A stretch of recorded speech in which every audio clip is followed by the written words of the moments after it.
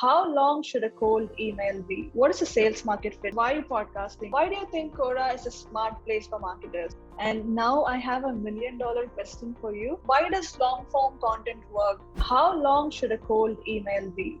My sort of rule is that it really shouldn't be, any more than, 125 to 150 words, A to Z, including your signature. If you have to go over by a word or two, great. But, again, you're not sort of sending them a Tolstoy novel, hoping to have some philosophical discussion at the end of it.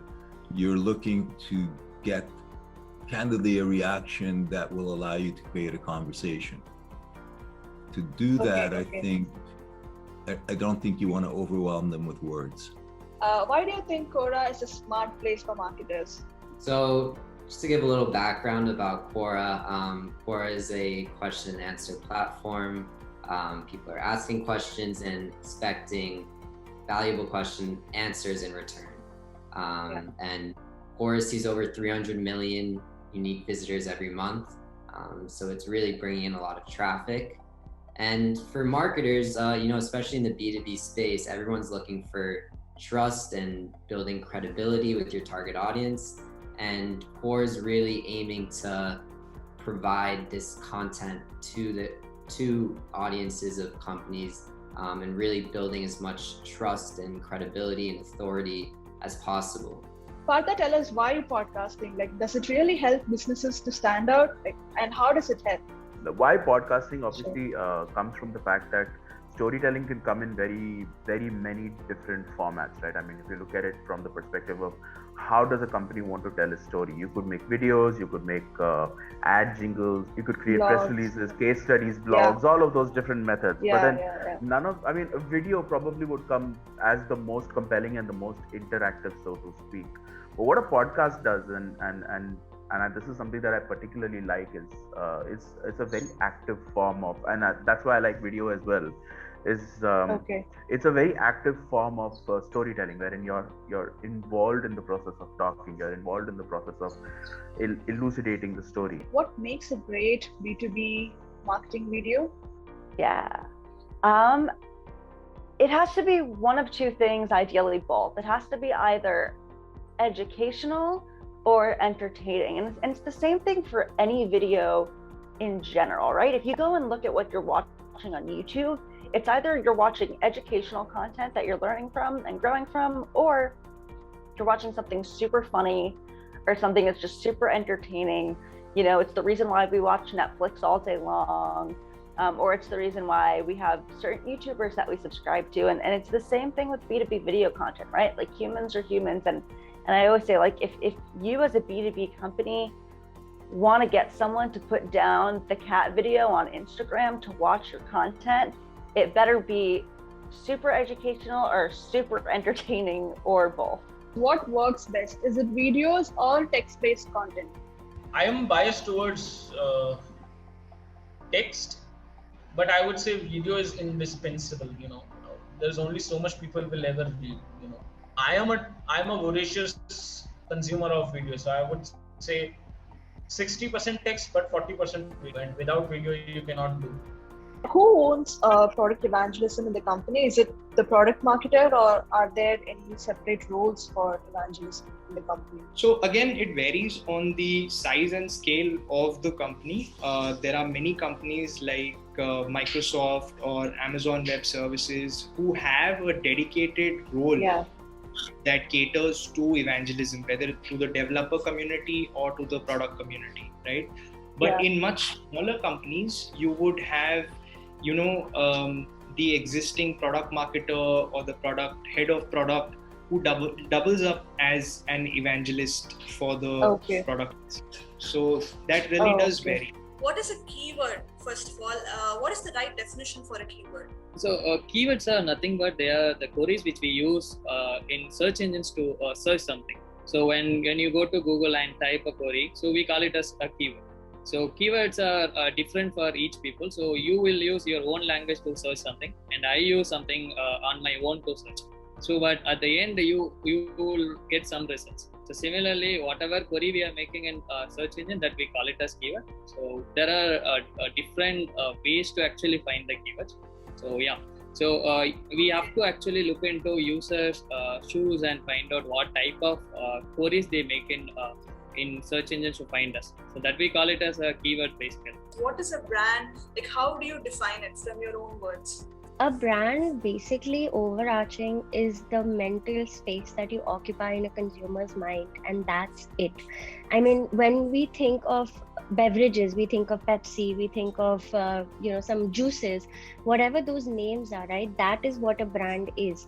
A brand is just basically that small space in a consumer's mind that you occupy, and your consumer correlates that product with your product that you offer. So that's basically what it is. How does your tech stack look like as a product marketer? What tools do you use day in and out?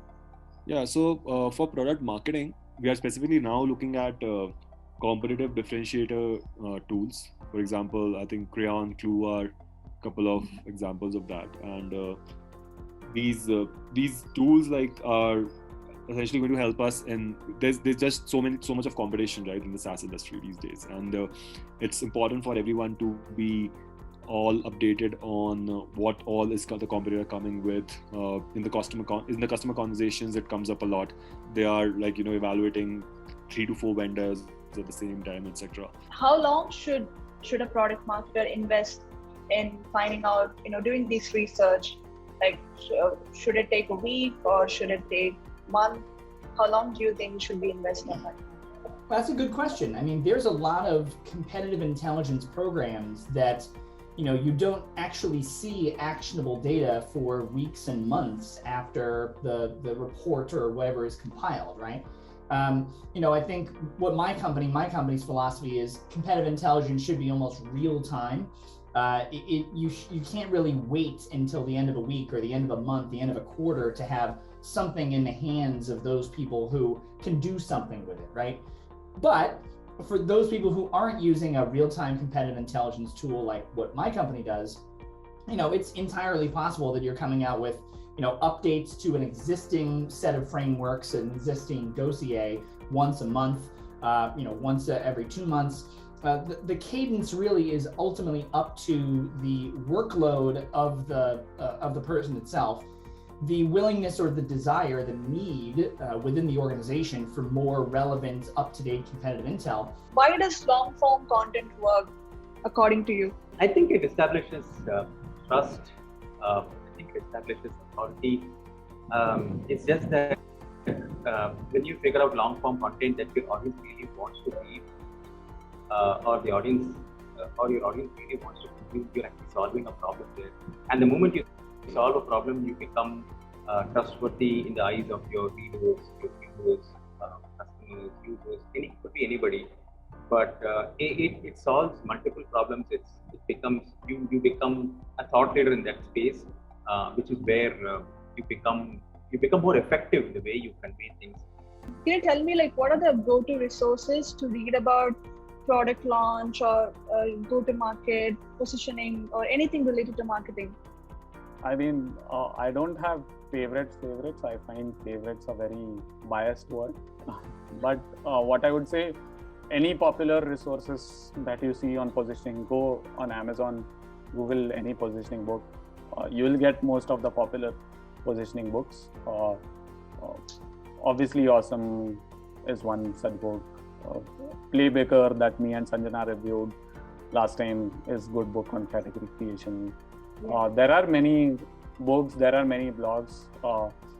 Anything popular that you read would be good in terms of reading, but you'll have to at the end decide for your own product in terms of your product position, in terms of your product journey, and in terms of your competing alternatives. You'll have to decide that what to use when. I mean, you can have all the ancillary blogs, you can have all armory with all the books, but then you'll have to actually decide on what works and what stage you are at. What is a sales market fit? I've never seen anyone else speaking about this topic, right? I know what is product market fit, but this is kind of new. So can you explain what is sales market fit? Yeah, so sales market fit is really about understanding what a sale is. Fundamentally, a sale is a lag indicator of something else happening within an organization. So it's a lag indicator of an organization deciding to buy. So often when I started a business, they give me, as a salesperson, they give me KPIs and say, hey, you need to make this many calls a week. You need to have this many meetings per week. You need to present this many proposals, and you need to close this many deals. Who do you follow the most on LinkedIn? I like hearing content from Alex Ollie over at ReachDesk on the sales side of things. Who else do I follow? There's a couple of people. Mark Ritson, is a key marketing thought leader. So if you haven't followed Mark Ritson as yet, he talks about B2B and B2C marketing, but marketing as a more strategic initiative. So there's a couple of key people that I think about you may want to pick up on if you haven't heard of them already. And what's your favorite book or podcast?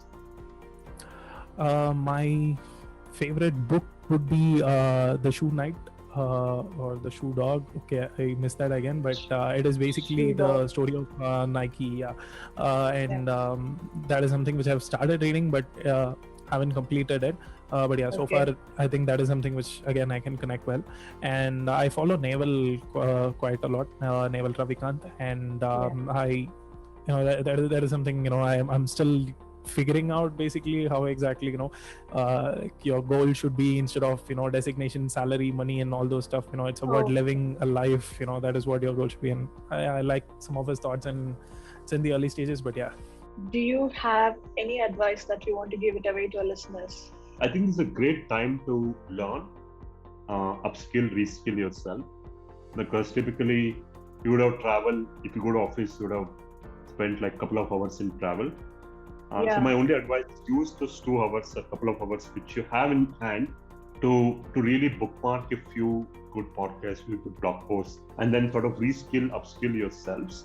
And this is a great time to kind of introspect and really set a bigger goal for your career in life actually, because this 2 hours is a bonus for you, right? I think my only advice is reskill and upskill, and then use this as an opportunity to reinvent yourself as an individual.